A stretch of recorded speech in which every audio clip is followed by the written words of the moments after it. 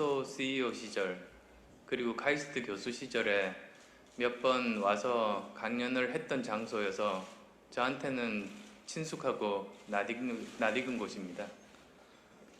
그리고 또 오늘 여러 중요하신 분들 만나 뵙고 이렇게 말씀을 나눌 수 있는 기회를 가지게 되어서 정말 반갑습니다. 세계 경제가 요동쳤던 미국발 금융위기가 닥친 지 벌써 4년이 지났습니다. 그런데 상황은 여전히 녹록지 않습니다. 지금도 어렵지만 앞으로가 더 큰 문제라고 생각합니다. 금융위기 터널은 지났을지 몰라도 세계적인 저성장 혹은 장기적인 경기 침체 가능성이 갈수록 높아지고 있습니다. 우리나라도 예외가 아니어서 지난 3분기 경제 성장률 아시겠습니다만 1.6% 성장에 그쳤습니다. 97년 외환 위기 이후에 경제 성장이 둔화되기는 했지만 분기별 성장이 2% 아래로 내려간 건 상당히 예외적인 현상입니다. 이렇게 경제 성장이 악화되는 조짐을 보이면 국민 모두 불안을 느낍니다. 가뜩이나 일자리가 줄어들고 또 중산층과 서민은 가계부채로 무너지고 있는 상황에서 경제 전반에 먹구름이 밀려오는 셈이기 때문입니다.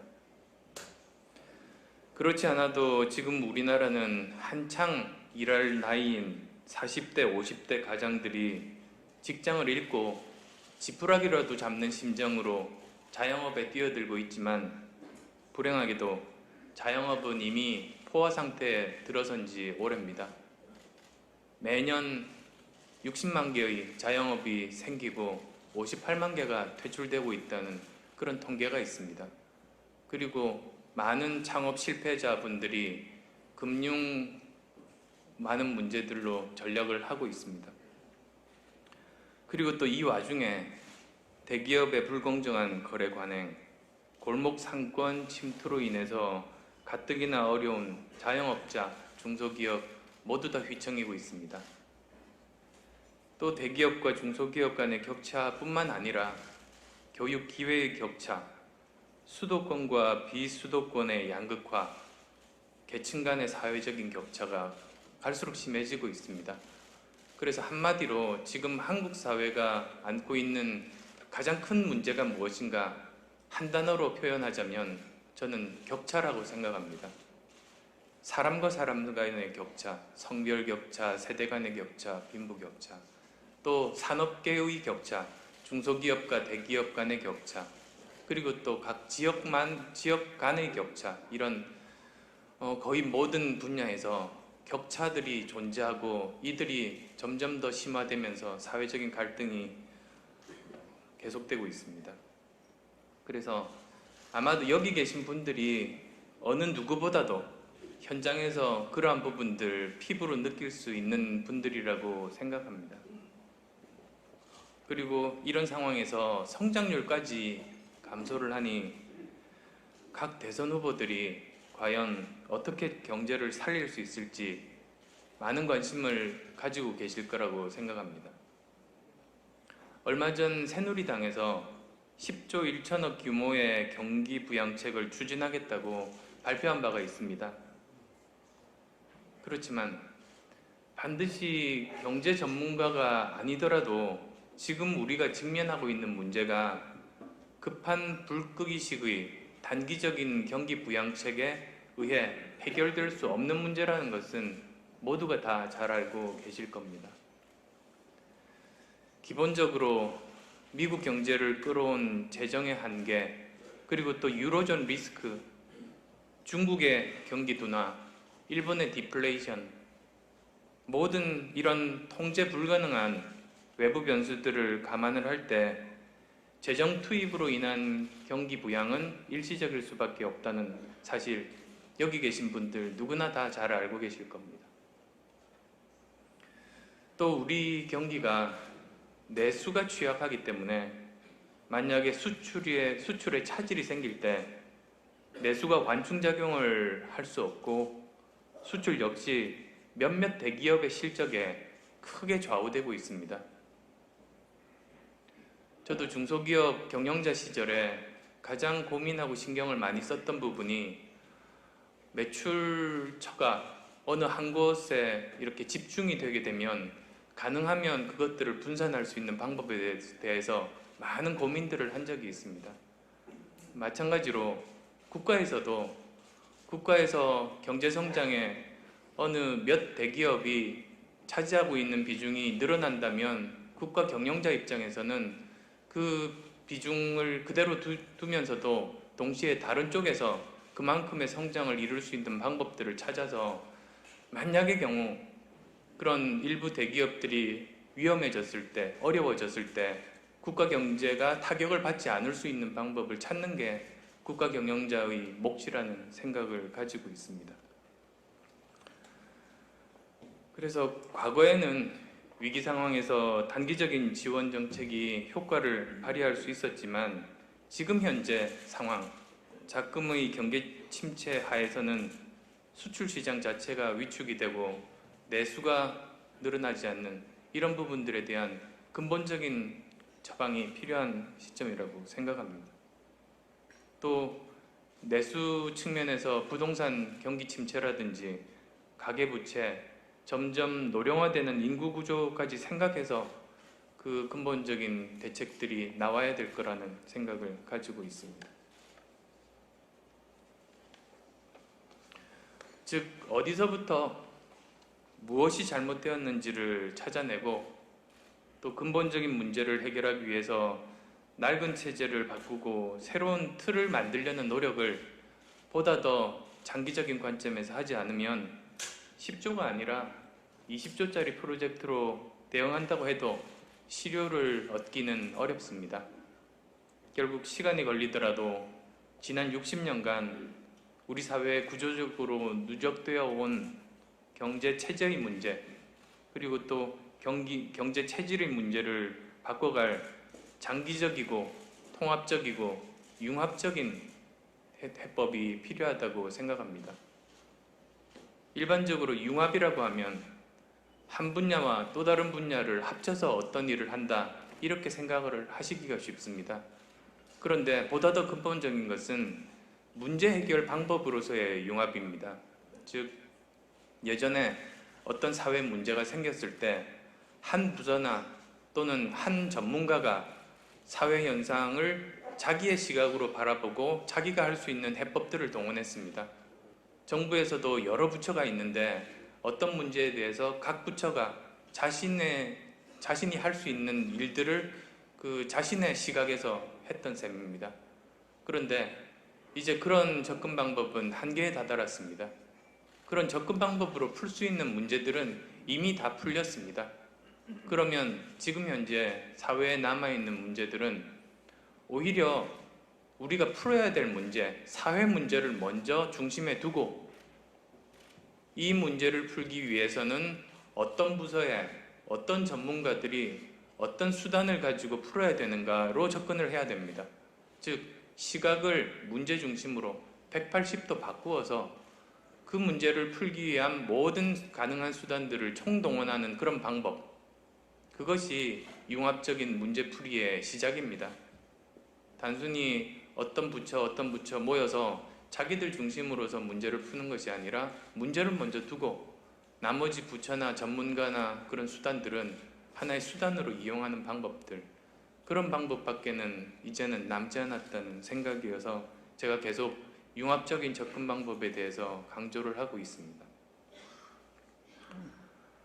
아침부터 굉장히 암울한 말씀을 드리긴 했습니다만 위기는 또 한편에 저는 기회라고 생각합니다. 지금 아까 그 소개 말씀에서 말씀하신 것처럼 제가 4년 전 강의에서도 이 자리에서 어쩌면 지금이 우리 경제의 체질을 바꿔서 새로운 도약을 준비해 나가야 할 절호의 기회, 필수적인 그런 시점이 아닌가 생각합니다.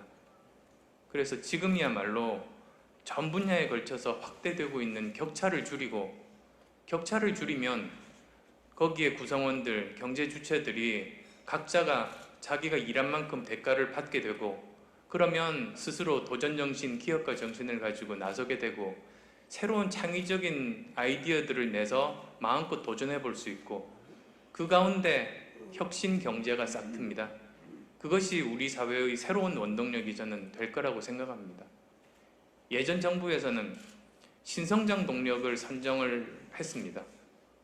전문가들이 모여서 국가적으로 앞으로 어떤 분야에 투자를 할지를 그 전문가들이 정한 다음에 그쪽 분야에 정부가 가용한 모든 연구개발비들을 투자를 했습니다. 그런데 지금은 그런 시대가 아닙니다. 지금은 이미 정부에서 몇 명의 그 전문가들이 회의하기 벌써 이전에 글로벌 경쟁력을 가진 우리의 대기업들은 이미 내부 연구소에서 갈 수 있는 방향, 투자 재원들 이미 총동원해서 하고 있습니다. 그쪽이 훨씬 더 빠르고 현장에 가까울 겁니다. 그러면 이제는 정부는 어떻게 하느냐? 오히려 신성장 동력을 찾고자 노력하는 것보다는 그 산업 기반 자체를 자유롭게, 그리고 마음껏 자기의 아이디어들을 펼칠 수 있는 혁신의 토대를 만들어주면, 그러면 정부가 생각하지도 못하고 상상하지도 못한 쪽에서 새로운 혁신들이 싹트고 그것들이 산업계를 이끌어 나가는, 그래서 새로운 일자리들을 만들어 줄 수 있다는 그런 믿음을 가지고 오히려 터전을 닦는 쪽이 이제는 정부의 역할이 아닌가, 그런 생각을 합니다. 모든 그런 혁신은 여기 계신 현장에서 일하시는 많은 분들에게 믿고 맡기고, 오히려 정부는 여기 계신 분들이 열심히 잘할 수 있는 토대를 닦는 일, 그것이 예전에 했었던 어떤 분야 선정해서 그 분야만 혜택을 주는 것보다는 저는 훨씬 더 바람직한 방법이라고 생각합니다. 그리고 그것이 제가 말씀드리는 혁신경제, 두바퀴 경제입니다.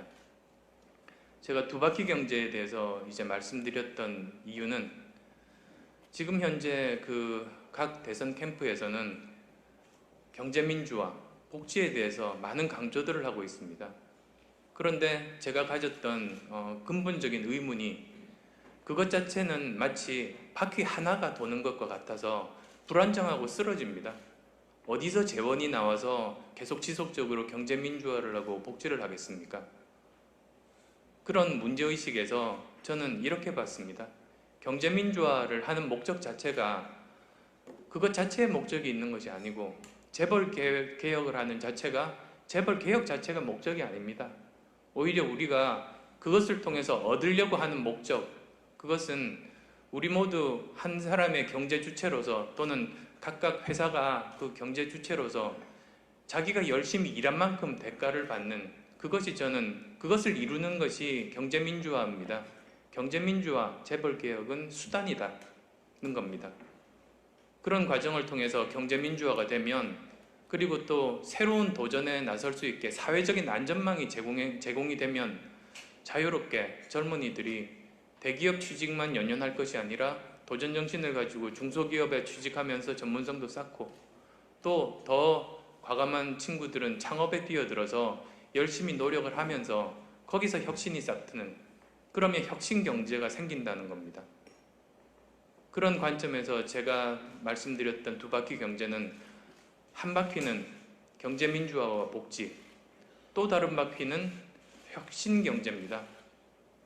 이런 경제민주화를 통해서 혁신의 토대를 닦으면 거기서 혁신경제가 싹트고 경제성장이 일어나고, 그것이 다시 재원들을 경제민주화와 복지에 쓸 수 있는 재원들을 제공해주면서 다시 선순환이 되는, 마치 자전거 두 바퀴가 잘 굴러갈 수 있는, 아주 속도를 내서 굴러갈 수 있는 그런 모델을 꿈꿨습니다. 그것이 제가 말씀드리는 두바퀴 경제입니다. 그런 과정을 통해서 굳이 국가가 핵심 성장 동력들을 정해서 그 분야만 이렇게 집중하는 것이 아니라 전반적인 그런 기업을 잘 하실 수 있는 환경, 혁신이 일어날 수 있는 환경을 만들어주면, 그러면 자전거의 두 바퀴처럼 자동적으로 아주 신나게 속도를 내서 굴러갈 수 있을 거라고 생각합니다.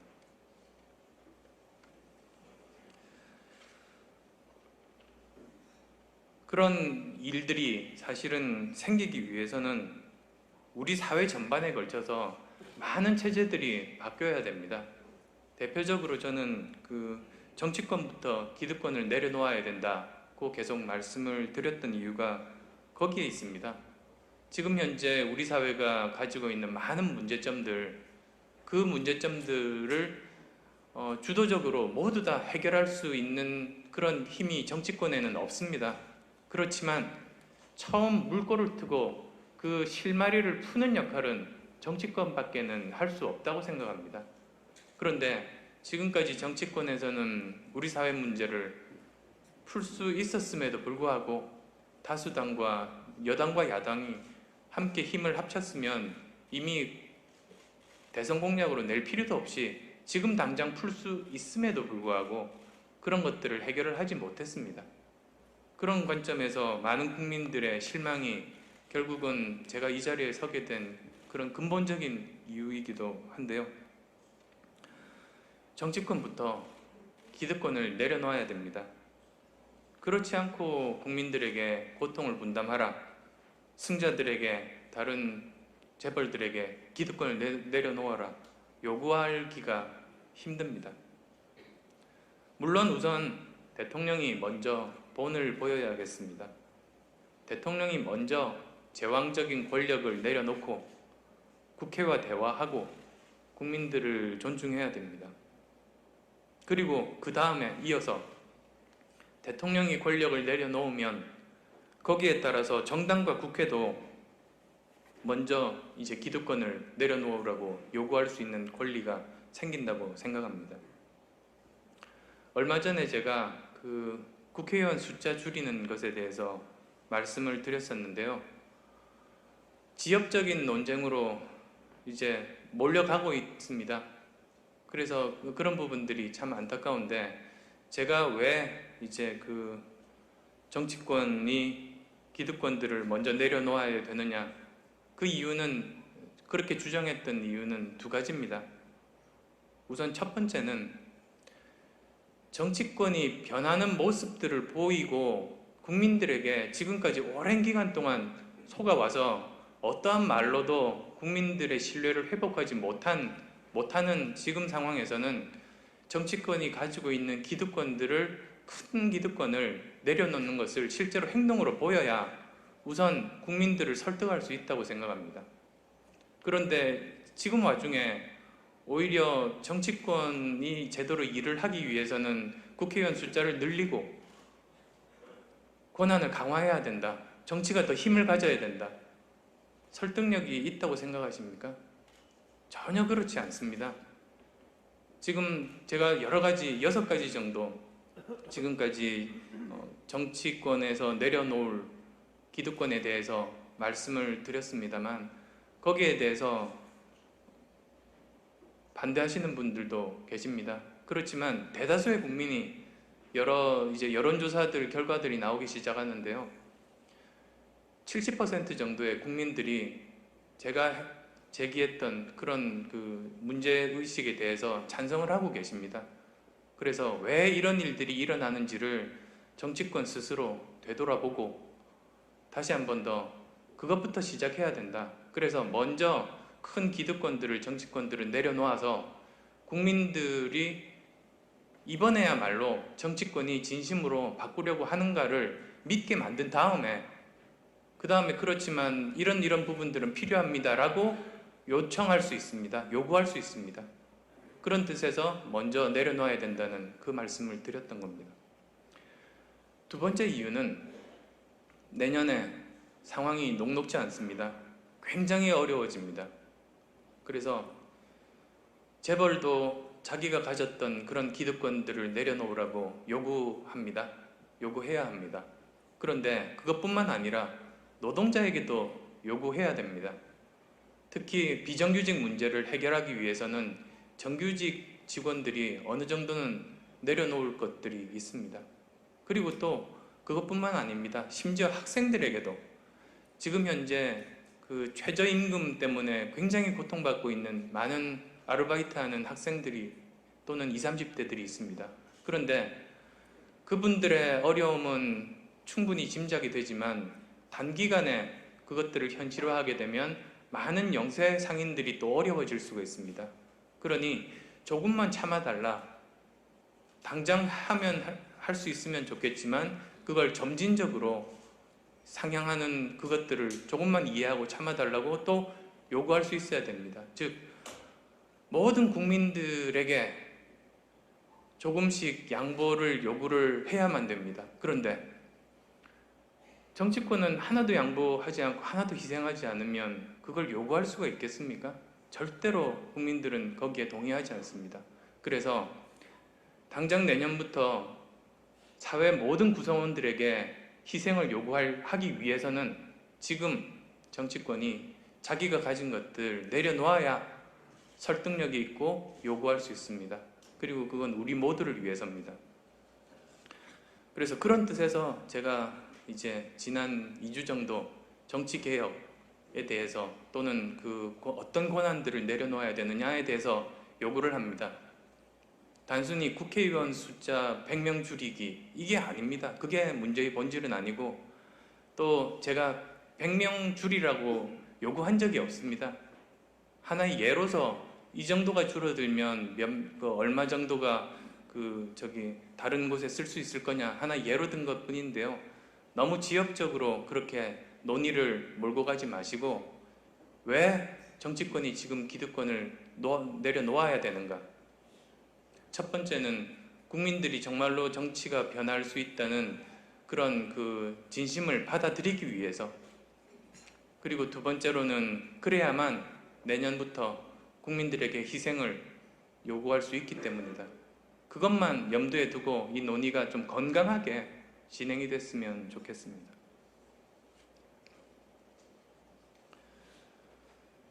또 그런 정치권의 권력 또는 기득권 내려놓기 뿐만 아니라 검찰도 마찬가지겠죠.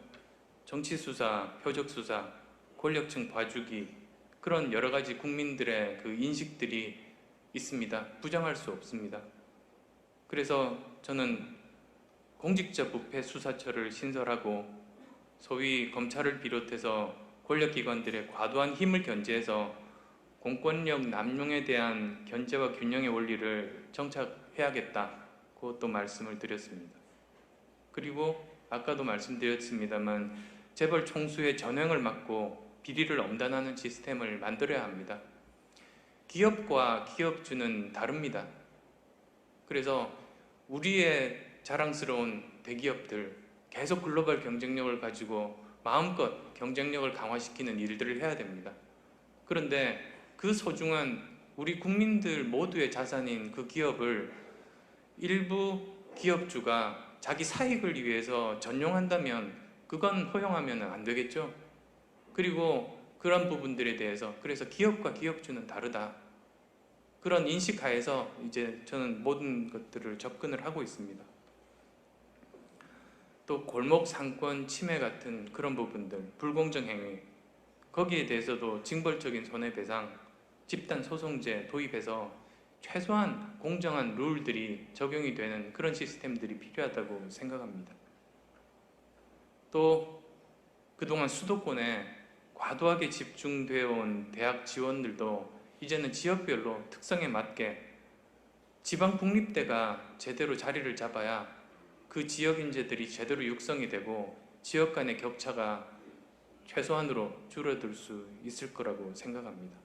또 고등학교만 졸업해도 자기에게 맞는 일자리를 구할 수 있는 그런 사회가 바람직한데 지금은 임금 격차 또는 사회적인 차별 그런 것들이 아주 극심하다 보니 그런 일들이 생기지 못했습니다만 이런 쪽에 대해서도 문제의식을 가지고 지금부터라도 한 걸음 한 걸음 고쳐나가는 그러한 국민적인 공감대와 노력들이 필요한 시기라고 생각합니다. 지난 40여일간 전국 여러분들을 만났습니다. 많은 분들이 누가 대통령이 돼도 좋으니 희망을 만들어 달라. 그것만이 국민들이 원하는 바람이겠다. 그 말씀을 하셨습니다. 또 어머니, 아버지, 어르신들 모두 제 손 꼭 잡고 말씀하셨습니다. 우리 아이들에게 좀 더 좋은 세상 만들어 달라고 말씀을 하셨는데, 그분들은 또 아이들 미래를 위해서 참고 희생하고 헌신할 준비가 되어 있으신 분들이었습니다. 저는 국민들에게 답이 있다고 생각합니다. 시대정신 이야기들을 많이 합니다. 시대정신. 지금까지는 정치인 또는 각 사회의 오피니언 리더분들이 이런 것들이 시대정신이라고 규정하고 거기에 따라서 사회가 움직였습니다. 그런데 국민분들을 만나보니까 저는 더 이상 그렇지가 않은 것 같습니다. 오히려 시대정신은 일부 전문가들이 화제로서 던지는 그런 것이 아니고 모든 국민들이 가슴속에 가지고 있고 거기에 대해서 문제의식을 가지고 있고 해법까지도 가지고 있는 것, 그런 것들이 모여서 시대정신이 될 수 있다는 걸 현장에서 여러 고생하시는 분들 만나 뵈면서 열심히 일하시는 분 말씀을 경청하면서 느낄 수가 있었습니다.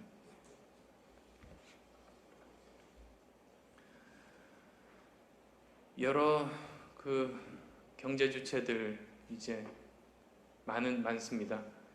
지금 현재 어떤 분들은 대기업 위주의 산업 구조가 꼭 나쁜 것은 아니다. 오히려 대기업들이 더 잘 뻗어나갈 수 있으면 우리의 경제의 많은 문제들이 해결될 거라는 그런 의견을 가지신 분도 계십니다. 그렇지만 지난 5년간 직접적인 경험을 통해서 많은 설득력을 저는 잃었다고 생각합니다.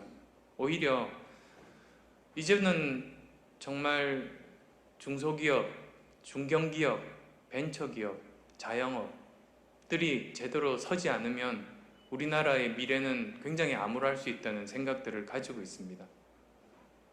우리나라에서 왜 그러면 중소기업 또는 이런 자영업, 이런 분들이 중요한가? 저는 3가지 정도를 말씀드립니다. 첫 번째는 경제의 포트폴리오 차원에서 저는 우리나라에서 중소기업이 필요하고 중요하다. 왜냐하면 주식 투자 때 포트폴리오 투자에 대해서는 다 아실 겁니다. 주식 한 가지만 가지고 있다 보면 너무 한 가지 특정한 위험에 취약하기 때문에 여러 주식에 분산 투자해서 위험도를 낮추는 게 주식에서의 포트폴리오 투자입니다. 국가경제도 저는 마찬가지라고 봅니다. 우리나라가 대기업만 존재하는 산업구조를 가지고 있으면 그러면 특정한 위험에 취약할 수밖에 없고 이미 IMF 환란을 통해서 우리는 그 실체를 경험했습니다. 따라서 국가경제를 100년, 200년 장기적으로 놓고 보면 한 가지 포트폴리오만 있으면 너무나 위험하고 오히려 지금 굳건한 대기업 위주의 경제 구조는 그대로 두면서 글로벌 경쟁력을 계속 유지하게 두고 그 바로 옆에 그만큼 튼튼하고 규모가 있는 중소기업, 중견기업 경제를 만드는 겁니다. 그렇게 되면 이렇게 두 축의, 양축의 거대한 튼튼한 경제 구조를 한국 경제가 가지게 된다면 대기업 어려워지더라도 중소기업이 잘 버텨주고 중소기업이 어려워지는 환경에서 대기업이 버텨줍니다. 저는 그게 진정한 국가경제의 포트폴리오가 아닌가 그런 생각을 합니다. 그런 뜻에서 장기적으로 우리나라에서 중소기업 그리고 여기 계신 상공인분들이 정말로 중요하다는 생각을 가지고 있습니다.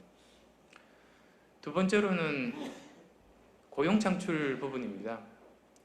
고용창출이 대기업은 대기업 스스로 글로벌 경쟁력, 효율성을 계속 강화해야 하다 보니 마음먹은 만큼 그렇게 고용창출을 많이 늘릴 수는 없다는 건 이미 지난 5년간 경험을 통해서 많은 분들이 깨달았을 거라고 생각합니다.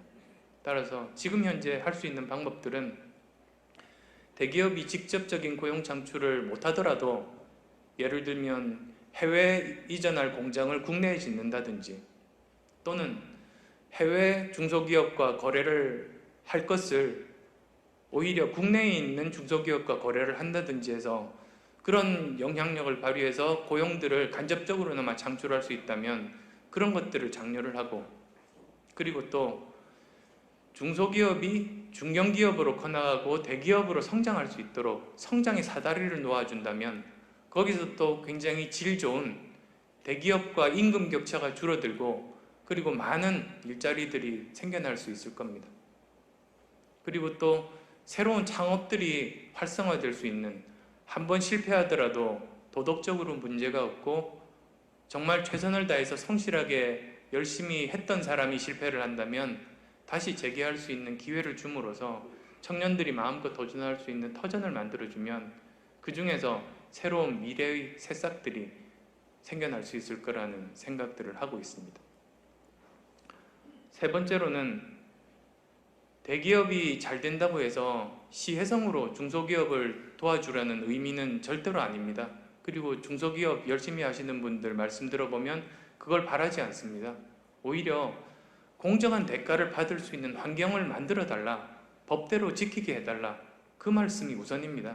누가 이렇게 도와달라 그런 이야기가 아니고 정당한 대가를 받게 해달라는 게 중소기업인들의 외침입니다. 그리고 그렇게 건실하게 성장한 중소기업들은 그 자체가 새로운 혁신들을 대기업보다 훨씬 더 많이 끊임없이 생산함으로써 그 새로운 혁신들이 대기업으로 흘러들어가서 대기업의 경쟁력을 강화시켜주는 역할을 하게 됩니다. 그 다음 또 네 번째로는 중소기업, 중견기업이 튼튼하게 바로 서야 거기서 중산층들이 복원이 되고 그 중산층들이 대기업 물품들을 구매하는 가장 중요한 고객이 됩니다. 시장이 형성됩니다.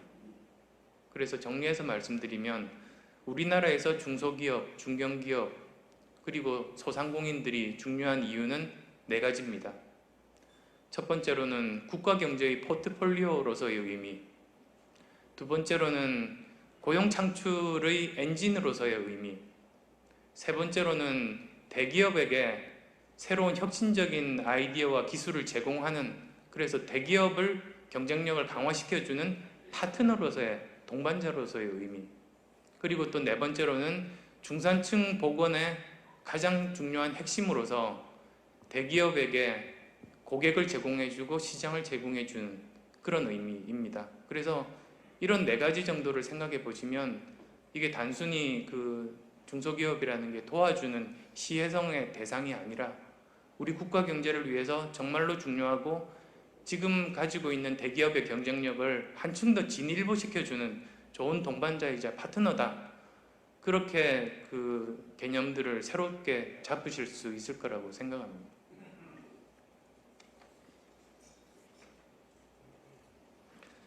그런 의미에서 저는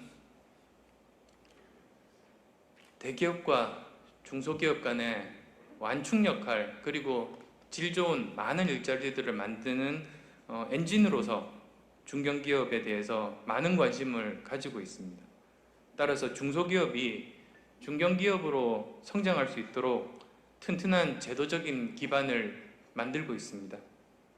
저는 중견기업 육성법을 통해서 중견기업으로 성장할 가능성이 있는 예비 중견기업들을 집중적으로 육성을 하고 또 중소기업을 졸업함과 동시에 받을 수 없게 되는 세제 혜택들, 그러다 보면 안주할 수밖에 없게 되는 그런 부분들을 고쳐서 일정 기간 세제 혜택을 연장해서 제공하고 또 얼마 지나면서 점진적으로 축소하는 그러한 슬라이딩 방식으로서의 정책 전환을 생각하고 있습니다. 그리고 이미 발표한 바 있습니다. 또 연구개발 부분입니다. 연구개발 부분에 대해서 지금까지는 대기업 위주 기존 그 연구개발 정책을 중소기업, 중견기업 중심으로 전환하고자 합니다.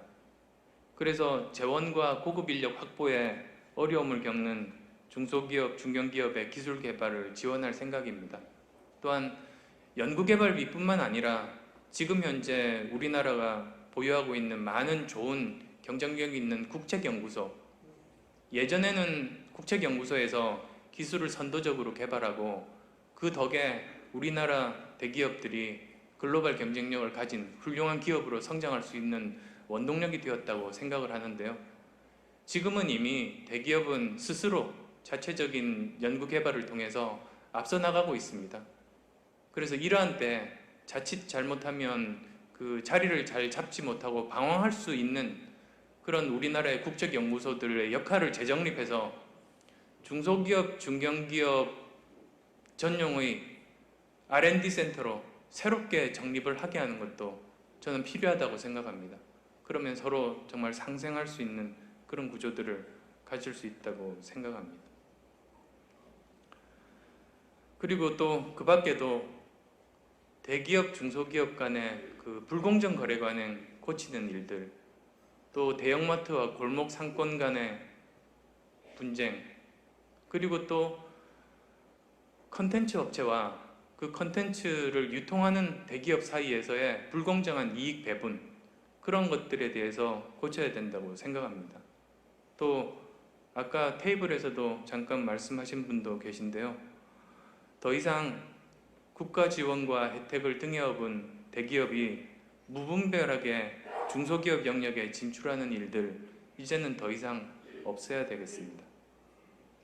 이런 일들을 하기 위해서는 공정거래위원회 역할 기능 강화해서 재벌의 불공정 거래 행위 감시하고 중소기업 피해가 일어나지 않도록 가능한 수단들 총동원하겠습니다. 지금 우리가 정말 중요한 기로에 서 있습니다. 여기서 한 발 잘못 내디디면 더 이상 돌이킬 수 없는 근본적인 위기로 빠져들 수 있습니다. 우리 내부의 낡은 체제의 문제 때문에 지금 우리가 이 상황에 처해 있습니다. 심각한 격차 문제, 또 국제적인 경제 환경, 위기적인 징후들 여러 곳에서 발견할 수 있습니다. 그렇지만 아까 말씀드린 것처럼 위기는 기회입니다. 아직 저는 늦지 않았다고 생각합니다. 보다 더 적극적인 변화를 선택하고 우리 운명의 주인이 우리가 되어야 합니다. 따라서 근본적인 답을 찾기 위해서 지혜를 모으고 함께 노력하고 지금부터 더 적극적으로, 능동적으로 그 해결 방법들을 모색해야 될 때입니다. 우리는 이미 선례가 있습니다. IMF 환란 때 보여준 금모으기 운동, 기름 유출로 오염된 태안반도 자원봉사, 시청광장 앞 가득 메운 붉은 악마들 물결, 전 세계적으로도 유례가 없는 일입니다. 세계가 놀랍니다. 따라서 저는 위기를 극복하기 위한 필요한 자원들은 이미 저는 우리에게 충분히 있다고 생각합니다. 문제는 무엇으로 그 저력을, 전 국민들이 가진 그 저력을 끌어낼 수 있을까라는 점인데요. 결국은 우리 모두가 함께 잘 사는 사회라는 믿음을 각 구성원들에게 심어주고, 그를 위해서 문제 해결에 처음 실마리를 잡고 있는 정치권이 기득권을 내려놓고 솔선수범하고 먼저 희생하는 모습을 통해서 국민들을 선도해 나갈, 그래야지만이 이 문제를 풀 수 있는 그런 절대절명의 시기라는 그런 생각입니다. 더 이상 지역적인 논쟁에 휩싸이지 말고 이런 제의 진심, 그리고 정말로 국민들이 바라는 것이 무엇인가, 왜 제 정치개혁 주장에 대해서 70% 국민이 찬성을 보내고 있는가 깨달아야 될 시기라고 생각합니다.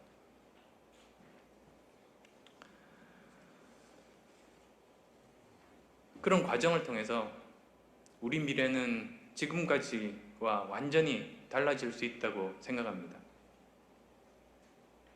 전쟁 폐허에서 60년 만에 이뤄낸 지금 성공보다 앞으로 더 큰 성공을 이루어내고, 또 소수의 잔치가 아닌 사회 전체가 누릴 수 있는 역사적 성공으로 갈 수 있는 변화가 지금 현재 정치가 바뀌는 순간 열릴 수 있다고 생각합니다. 경청해 주셔서 감사합니다.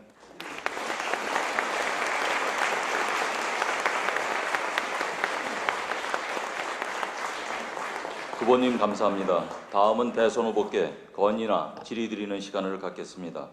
손을 드시면 마이크를 전달해 드리겠습니다. 네, 마이크 전달해 주세요. 네, 반갑습니다. 저는 전인 CM의 장희정 사장입니다. 오늘 이른 아침에 바쁘신데 불구하고 우리 상공인들을 위해서 많은 시간 할애해 주신 데 대해서 다시 한번 감사의 말씀을 드립니다. 저는 평소 일자리 창출에 대해서 관심이 많습니다. 아까 후보님께서 잠깐 고용 창출과 관련하여 말씀하셨는데 제가 알기로는 국가차원 일자리 창출 국민합의기구 설치를 제안하시면서 5대 고용 노동 전략 과제를 발표하신 걸로 알고 있습니다. 그리고 아까 말씀하실 때 두 바퀴 경제가 제가 이해하기로는 평소에 말씀하신 선순환 혁신 일자리 창출 정책으로 이해하고 있습니다. 그리고 지난주에는 창원에 일자리 창출 우수기업을 방문하셔서 일자리 창출에 많은 관심을 가진 걸로 알고 있습니다. 후보님께서는 누구나 다 아시지만 국내 벤처기업인 출신으로 유명하신 분입니다. 그런데 우리나라가 2000년대 이후에 고용 없는 성장 현상이 나타나면서 많은 어려움을 겪고 있습니다. 조금 전에 말씀하신 후보님의 고용 창출과 관련돼서 효용성과는 약간 좀 그 상충이 있지 않을까 싶다고 생각합니다. 특히 중소 중견기업에 관심이 많으신 것 같은데 그 부분에 대해서 좀 다른 후보와 다른 좀 차별화된 좀 실질적인 방안이 있으시면 말씀해 주시면 고맙겠습니다. 고맙습니다. 예, 질문 감사합니다. 창원에 가서 제가 드린 말씀까지도 다 아시니까 굉장히 많은 관심을 가지고 제 주장을 이렇게 열심히 보시고 고민도 많이 하신 것 같습니다.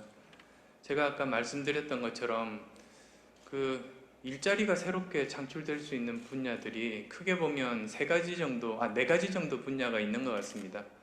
우선은 첫 번째는 기업에서, 두 번째는 공공 분야에서, 그리고 또 세 번째로는 새로운 창업을 통해서, 그리고 또 네 번째로는 일자리 나누기를 통해서 새로운 일자리들이 저는 창출될 수 있다고 보는데요. 우선은 기업 부문에 대해서는 아까 강연에서도 제가 설명드린 바가 있습니다. 대기업에서는 어떤 식으로 간접적으로나마 일자리를 창출할 수 있도록 독려하고 주로 중소기업이 중견기업, 대기업으로 성장할 수 있는 사다리를 놓으면서 거기서 새롭게 일자리들이 창출될 수 있을 거라고 아까 말씀을 드렸고, 공공 분야에서는 제가 관심 있게 보고 있는 분야가 복지 서비스 분야입니다. 이제 앞으로 전 국민적인 관심사가 복지국가 건설이어서 이제 복지 서비스 쪽이 이제 확충이 되게 될 텐데요. 지금 현재 대부분이 민간 쪽에 그쪽 분야도 많이 맡기고 있습니다. 예를 들면 보육이라든지 또는 교육이라든지 그리고 의료 이런 분야에 대해서는 우리 공공이 차지하는 분야가 굉장히 작습니다. 그런데 이 분야를 지금 공공 분야가 직접 이런 분야들을 어느 정도 적정한 부분까지는 늘려야 된다는 입장을 가지고 있습니다. 좋은 예가 이제 보육 분야인데요. 보육 분야 전체 아이들 중에서 10% 정도만 공공복지시설에서 지금 보육 서비스를 하고 있는데 그러다 보니까 거기에 많은 사람들이 경쟁률도 치열하고 줄을 서고, 그리고 또 그렇게 혜택이랄까요? 직접 일하는 분들의 보수가 그렇게 좋지가 않습니다. 이런 부분들을 만약에 좀 더 확충해서 공공 분야가 차지할 수 있는 비율을 30% 정도로 늘리고 거기서 일하시는 보육 교사들의 처우들을 개선을 하게 된다면, 그러면 나머지 민간 부분도 거기에 따라서 경쟁적으로 질이 높아지면서 또 여러 가지 혜택들, 열심히 일하시는 분들에 대한 보수도 따라서 같이 이렇게 높아질 거라고 믿습니다. 그런 과정들 중에서 질 좋은 그런 일자리들을 국가적인 필요에 의해서 또 이제 창출을 할 수가 있습니다. 또 새로운 창업을 통해서 창업을 하면 많이 또 문을 닫는 그런 경우들이 있어서 창업만 따지면 그렇게 일자리들이 많이 늘어난다고 볼 수 없습니다. 그렇지만 지금 미래의 성장을 위해서 예를 들어서 10년 전에는 새싹들이 있었습니다. 10년 전에는 조그만 NHN이라든지 또는 다음이라든지 NC소프트라든지 그 당시에 그 수익성이 좋지는 않았지만 나름대로 가능성 있는 기업들이 많이 보였습니다. 그 기업들이 결국은 지금 굉장히 커다란 대기업들로 성장을 했는데요. 지금 현재 과연 10년 후에 대기업이 될 만한 그런 가능성들이 있는 새싹들이 있는가?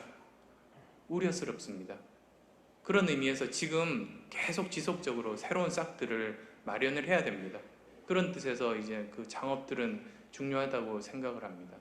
그리고 이제 그 일자리 나누기들, 여러 가지 그 굉장히 갈등의 소지도 많겠지만 그래서도 저는 사회적인 대타협이 필요하고 새로운 위원회를 저는 만들 생각은 없습니다.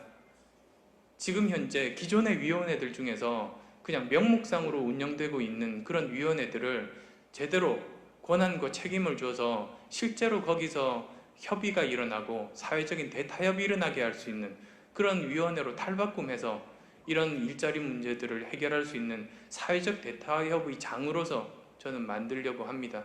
그래서 그런 과정들을 통해서 일자리 나누기라든지 그리고 또 비정규직 문제를 정규직 직원들과 함께 또 회사와 함께 또 정부와 함께 그 모든 이해관계자들의 어느 정도 그 양보가 필요합니다. 그 부분에 대해서는. 그래서 그런 부분들에 대한 그 이해들 그런 것들을 통해서 이제 새로운 일자리들이 저는 만들어질 수 있을 거라고 생각합니다. 네, 다음 질문을 받겠습니다. 네. 안 의원님 말씀 잘 들었습니다. 감사합니다.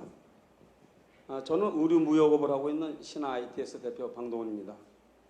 질문 드리겠습니다. 우리나라는 전체 사업체 수의 99% 그리고 고용의 87%를 중소기업이 차지하고 있습니다. 아시다시피 중소기업은 산업의 뿌리 역할을 하고 있기도 하고 일자리 창출에도 큰 기여를 하고 있다고 생각하고 있습니다. 우리 경제가 지속적으로 발전하기 위해서는 이런 중소기업이 중견기업으로 성장할 수 있도록 지원하는 것이 어떻게 보면 가장 중요한 과제라고도 생각이 됩니다. 이와 관련해서 후보님께서는 얼마 전에 지난 17일 중견기업 육성법이라고 하는 육성법을 제정해서 중소중견기업의 R&D 지원 확대 등을 내용으로 하는 중소중견기업을 위한 맞춤형 성장정책 3대 과제를 제안하신 바가 있습니다. 그 과제의 핵심 내용에 대해서 아까 답을 하셨는데 좀 더 부연 설명을 요청드리고 아울러 우리나라 중소기업이 중견기업 그리고 대기업으로 성장하기 위해서 제일 중요한 점은 무엇인지 또 생각하시는 부분이 있으면 말씀해 주시면 감사하겠습니다. 고맙습니다. 네, 그 중소기업, 중견기업들이 이제 제대로 성장을 해야 되는데 지금 못하고 있습니다. 왜 못하고 있는가? 그 원인부터 찾아보면 이제 해결 방법이 생길 거라고 생각합니다. 지금 현재 중소기업, 중견기업들이 그 제대로 성장 못하고 실패를 많이 하는 이유 저는 세 가지라고 봅니다. 첫 번째로는 그 기업 지원 인프라가 우리나라에서 부실하고 두 번째로는 대기업, 중소기업 간의 불공정 거래 관행 세 번째로는 대기업이 없는 상황에서도 중소기업 간의 과당 경쟁 저는 그 세 가지가 그 핵심이라고 봅니다. 순서대로 이제 말씀을 드리면 기업을 도와주는 인프라가 대표적인 게 5가지 정도가 있습니다.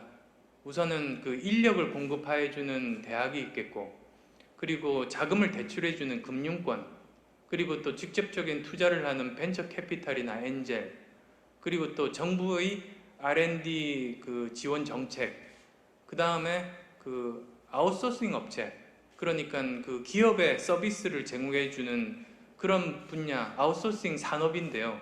그 산업의 낙후 저는 이런 5가지로 봅니다. 이런 5가지가 만약에 인력 공급 제대로 되고 금융권에서도 그 건강한 기업들에게 제대로 그 대출들이 원활하게 일어나고 또 초창기 벤처들에게 또는 초창기 창업에 모험적으로 적극적으로 그 벤처 투자가 일어나고 또 만약에 그 정부에서 그 R&D 지원 정책이 잘 배분이 되고 또 아웃소싱 산업들이 잘 발달한다면 그러면 창업하는 사람 입장에서 또는 기업 경영하는 사람 입장에서 아주 편하실 겁니다. 기업도 전쟁이지 않습니까? 전쟁을 할 때 가장 중요한 것은 전선을 좁히는 겁니다. 그래서 내가 잘할 수 있는 분야에 대해서 저기 보면 이제 외국의 거대한 글로벌 기업들이 저랑 경쟁합니다. 그러면 전선을 좁힌 상황에서 만약에 전선이 넓으면 내가 가진 병력 100명을 전선에 이렇게 흩뿌리면 상대방은 10만 명 병력이 있는데 전쟁에서 이길 수 없는 건 당연하죠. 그런데 전선을 좁히면 내가 100명 투입하면 상대방도 그 전선에는 100명 정도 또는 50명밖에 투입을 못할 때 그때 전쟁에서 이길 수 있습니다. 영화 300 그 영화에서 보신 것처럼 페르시아군 정말 많은 병력도 그 좁은 협곡 속에서 300명의 전사가 있으면 전쟁에서 이길 수 있습니다. 그게 이제 중소기업들이 생존할 수 있는 저는 그 가장 기본적인 그 생각이라고 생각하는데요. 지금은 보시면 중소기업 하시는 분들 내 인력들, 기술력들을 한 가지 일만 집중해서 시킬 수가 없지 않습니까?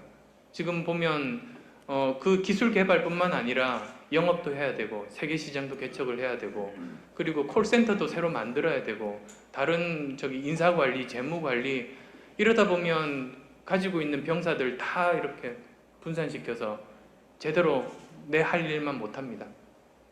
그래서 정말로 기업들이 한 분야에 집중할 수 있도록 도와주는 것이 기업 지원 인프라라고 생각하는데 그 인프라에는 5가지 정도가 있다는 말씀인데 그런 부분들이 부실하다는 게 문제고 역으로 보자면 그런 부분들을 다 개선을 하면 기업들이 지금보다는 훨씬 더 잘 할 수 있다는 뜻입니다. 그 다음에 또 이제 두 번째로 그 대기업과 중소기업 간의 불공정 거래 관행에 대해서는 아까 이제 말씀드린 바가 있습니다. 그리고 특히 공정거래위원회 역할을 재정비해서 제대로 실제로 역할을 할 수 있도록 그렇게 바꿔가는 정책에 대해서는 이미 저희들이 발표를 했고 좀 더 이제 제대로 실제로 효과를 얻을 수 있는 방법들 계속 고민하고 찾아보면서 이제 추가하도록 하겠습니다. 세 번째로 중소기업 간의 과당 경쟁 문제인데요. 대기업이 없는 상황에서도 서로 간의 과당 경쟁 때문에 아무도 수익을 못 냅니다. 옛날에 제가 했던 회사가 그 IT 보안 회사입니다. 2000년대 초반에 그 분야가 각광받고 잘 될 거라는 그런 예상하에서 200개 정도 회사가 만들어졌습니다. 그때 전 세계 IT 보안 회사가 400개였습니다. 거의 모든 분야에서 이런 일들이 벌어집니다. 조금만 잘 될 것 같으면 과당 경쟁이 돼서 어느 누구도 수익을 못 내고 승자가 못 되고 대기업으로 클 수 없는 이런 부분들에 대한 해결책이 필요한데 그 중에서 핵심 부분 중에 하나가 그 정부 지원금들입니다. 그런데 우리나라에서 중소기업에 지원하는 정부 지원금들이 규모가 꽤 됩니다. 그래서 이 분야도 사실 저는 사회적인 대타협 또는 중소기업 간의 대타협이 저는 필요하다고 보는데요. 즉 정부에서 지원하는 지원금 규모는 절대로 줄이지 말고 그대로 또는 현실성 맞게 더 늘리는 것도 가능합니다. 그런데 이것이 그 중소기업 구성원들 각각에게 경쟁력을 향상시키는 쪽으로 제대로 쓰이고 산업구조가 개선되는 쪽으로 쓰여야지 모두가 살아날 수 있습니다. 안 그러고 이대로 계속 가다가는 공멸합니다. 어느 누구도 수익을 못 내고. 그러니 이런 부분에 대한 중소기업 간의 대타협 저는 필요하다고 봅니다.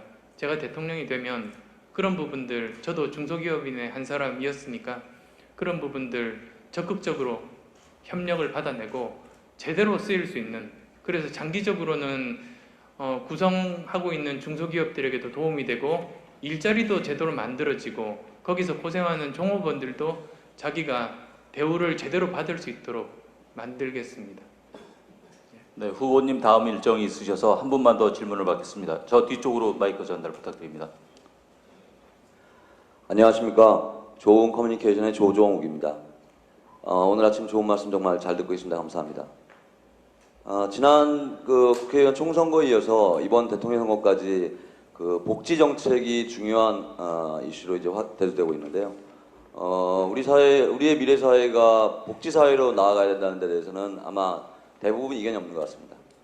그러나 저출산 고령화가 지속되고 있고 사회적 양극화가 점점 심화되고 있고요. 경제적으로는 저성장이 이어질 거라고 하는 전망이 계속되고 있습니다. 이렇게 예상되는 상황에서 일각에서는 법인세 등 세수 확대가 기업에 부담이 되지 않겠는가라고 하는 우려도 있는 것이 사실입니다.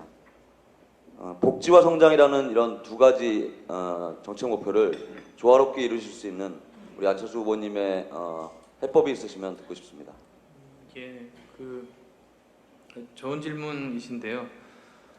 복지 국가로 가는 건 우리에게 저는 필수적인 과제라고 봅니다. 왜 그러냐면 지난 50년간 우리 역사를 돌이켜보면 가난했습니다. 그래서 그것들을 극복하기 위해 산업화를 통해서 가난을 극복해냈습니다. 그 다음 현실적으로 다가온 것이 자유입니다. 그래서 민주화로 극복해냈습니다. 산업화와 민주화 이후에 지금 많은 분들이 가지고 계신 해결해야 될 숙제는 무엇인가? 가난, 자유, 다음은 무엇인가? 저는 불안입니다. 지금 현재 중산층도 자칫 실수하면 또는 자칫 한 가족이 아프면 바로 빈곤층으로 떨어집니다. 그래서 굉장히 불안합니다. 젊을 때 열심히 일하신 분들 노년이 돼서 과연 편안하게 살 수 있을지 확신이 없습니다. 이런 사회적인 불안 해소하는 방법은 복지입니다. 그래서 저는 산업화, 민주화만큼 그 다음 우리 시대 과제는 복지국가다라는 믿음을 가지고 있습니다. 그게 이제 많은 국민들이 지금 바라는 방향인데 문제는 재원입니다. 돈이 없으면 국가가 빚을 얻을 수는 없습니다. 빚을 계속 이렇게 증가시킬 수는 없습니다. 왜냐하면 지금 현재 복지를 위해서 국채를 많이 발행하면 그건 누가 갚아야 되는가? 우리의 아이들 그리고 손녀 손자들입니다. 그렇게 우리가 우리 미래 후손들에게 빚을 떠넘길 수는 없습니다. 그러니 지금 현재 복지 사회를 이룩하기 위해서 재원 마련은 필수이고 복지 규모가 확대될수록 저는 증세도 필수다라는 생각을 가지고 있습니다. 기본적으로. 그런데 무조건 증세할 수 없습니다. 왜냐하면 반발이 심합니다. 왜 반발이 심한가? 투명하지가 않습니다. 우선. 그래서 내가 낸 돈이 과연 나를 포함한 국민들에게 쓰일 것인가에 대한 국민들이 확신이 없습니다. 그리고 또 조세 정의에 대한 믿음이 없습니다. 나는 열심히 일해서 봉급생활자 또는 열심히 경영하시는 중소기업분들 열심히 세금을 내는데 나보다 훨씬 더 많이 번 사람이 나보다 세금을 적게 낸다는 생각 많이 가지고 계십니다. 그래서 순서는 이렇습니다. 장기적으로는 저는 복지국가 건설을 위해서 증세가 필요하다고 생각합니다. 그건 또 산술적으로 너무나 당연합니다. 그런데 그 이전에 선행이 되어야 될 것이 국가 재정의 투명성 강화, 그 다음에 조세정의 구현입니다. 그게 된 상황에서 국민들에게 세금을 더 내시면 더 많은 혜택을 국민들에게 돌려드릴 수 있습니다라고 설득할 수 있습니다. 그래서 순서대로 보자면 우선은 조세 투명성의 강화, 그리고 조세정의 구현, 또 국가에서 지금 현재 국가 예산 내년에 342조 정도가 지금 이제 국회에 올라가 있는데 그 중에서 지출 구조가 개편되거나 개선될 부분들이 있는가를 살펴보는 게 저는 우선인 것 같습니다. 그래서 만약에 불필요한 SOC에 대한 투자가 없는가 또는 다른 곳에 그냥 이렇게 실제로 우리 모두를 위해서 도움이 되지 않는 쪽으로 쓰이고 있는 것들은 없는가, 그걸 먼저 살펴봐서 최대한 효율화를 해야 됩니다. 거기서 부족한 복지 재원들을 끌어낼 수 있겠고, 그 다음 또 두 번째로는 자연적인 예산 증가분들이 있습니다. 그러면 그 부분들은 우선적으로 복지에다가 투자할 수 있고, 그리고 또 그 다음 순서로는 바로 증세로 들어가기보다 오히려 여기 지금 보면 비과세 감면 혜택들이 많습니다. 그런 부분들, 그래서 그런 부분들 중에 재조정할 부분들은 없는지를 보고 실효세율, 즉 지금 현재 명목상의 세율보다 여러 가지 감면 혜택 때문에 실제로 내는 세금들은 굉장히 낮은 형편인데요. 실효세율을 높일 수 있는 그런 방안부터 먼저 접근을 하는 게 저는 옳다고 봅니다. 그 이후에 증세가 그걸로도 부족하고 이제 더 많은 복지 혜택을 드리기 위해서 이제 증세가 불가피하다면 그때는 아마 모든 국민들이 설득될 수 있다고 저는 믿습니다.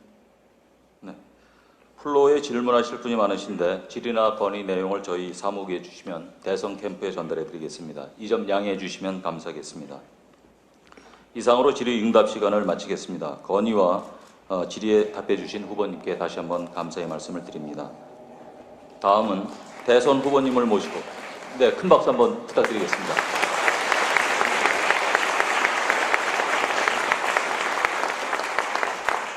다음은 대선 후보님을 모시고 기념 촬영을 하는 시간을 갖겠습니다.